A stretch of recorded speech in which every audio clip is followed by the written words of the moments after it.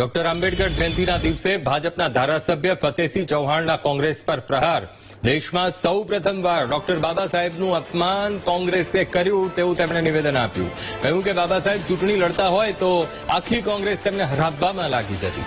આટલું મોટું વ્યક્તિત્વ હોવા છતાં બાબા સાહેબને ભારત રત્ન ન આપ્યો. દલિતોએ સમજી જવું જોઈએ કે કોંગ્રેસ કેવી વિચારધારા ધરાવે છે. કોંગ્રેસની સરકારમાં ઇમરજન્સી આવી, કોંગ્રેસે શીખોની હત્યા કરાવી, કોંગ્રેસની સરકારમાં કાર સેવકો પર હુમલા થયા, આ પ્રકારનું નિવેદન તેમણે આપ્યું.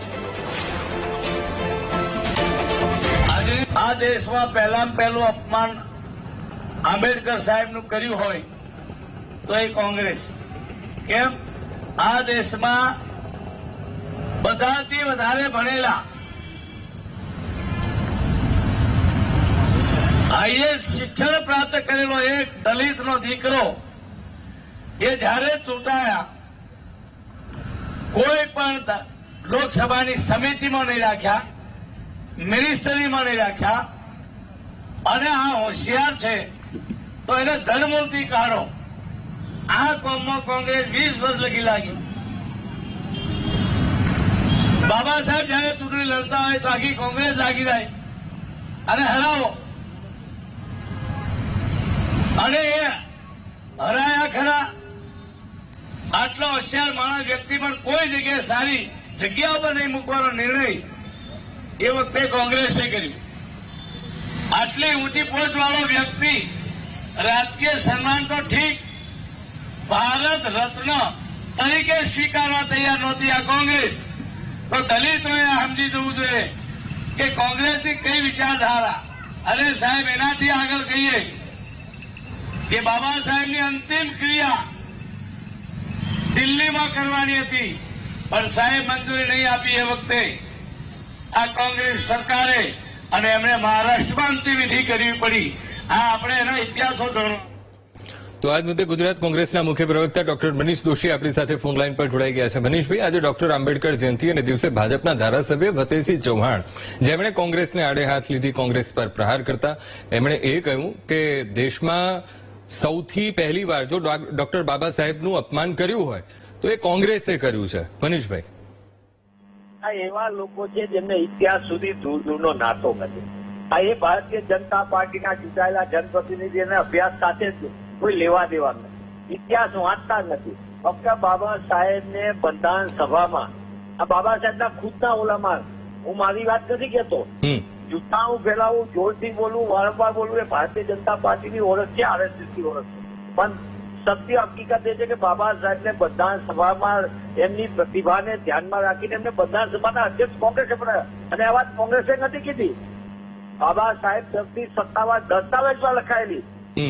અને એટલા માટે તો આ દેશનું વિશ્વ પ્રસિદ્ધ આપણું એક પૈકીનું એક બંધારણ, એ બંધારણને ઘડવૈયા તરીકે બાબા સાહેબે જે રીતે આપણને મજબૂતાઈ આપી છે, હું ભારતીય જનતા પાર્ટીને આપના માધ્યમથી પૂછવા માંગુ છું કે પેલા ભાજપના ધારાસભ્ય એ તો કે તેઓ સંવિધાનમાં માને છે કે નહીં, ભાજપા સંવિધાનમાં માને છે કે નહીં, એમને જે વિચારધારાનું એ પ્રતિનિધિત્વ કરે છે એ આરએસએસ અરબી સમુદ્રમાં સંવિધાન પધરાવી દેવા માંગે છે, ત્યારે કેમ મૌન છે? એ કેમ બંધારણીય સંસ્થાઓને તોડી મરોડી નાખવાનું કામ કરતી મોદી સરકાર અને ગુજરાતની ભાજપ સરકાર સામે ક્યારે બોલ્યા છે વિધાનસભાની અંદર? એટલે ખોટી વાત કરવી, જૂઠાણું ફેલાવવું અને બાબા સાહેબના અંતિમ સંસ્કાર વાળી વાત જૂઠાણાથી સરભર કરેલી સંપૂર્ણપણે છે. બાબા સાહેબના પરિવાર તરફથી રજૂ થયેલી વાતના અનુસંધાને એમને અહીંયાની ભૂમિ ઉપર, મુંબઈની ભૂમિ ઉપર એમના માટેનું અંતિમ સંસ્કારની વ્યવસ્થા કરી. આ કોંગ્રેસનો નિર્ણય નહોતો, હંમેશા પરિવારનો નિર્ણય હોય. અને એમના તરફથી જયારે કહેવામાં આવ્યું ત્યારે વાત છે. હું આપના માધ્યમથી ફરીથી પુનઃ પૂછવા માંગુ છું કે તમે સંવિધાનના ઉપર શપથ લઈને બેઠેલા ચૂંટાયેલા જનપ્રતિનિધિ તરીકે આપ જણાવો કે ભારતીય જનતા પાર્ટી કેમ બંધારણીય સંસ્થાઓને તોડી મરોડી નાખે છે? કેમ ગુજરાતના સામાન્ય ગરીબ માણસોના હકના અધિકાર ઉપર તરાપ મારે છે? કેમ ગુજરાતમાં દલિતો ઉપર સૌથી વધુ અત્યાચાર થાય ત્યારે આ જનપ્રતિનિધિ ભાજપાના નેતાઓ કેમ મૌન હોય છે?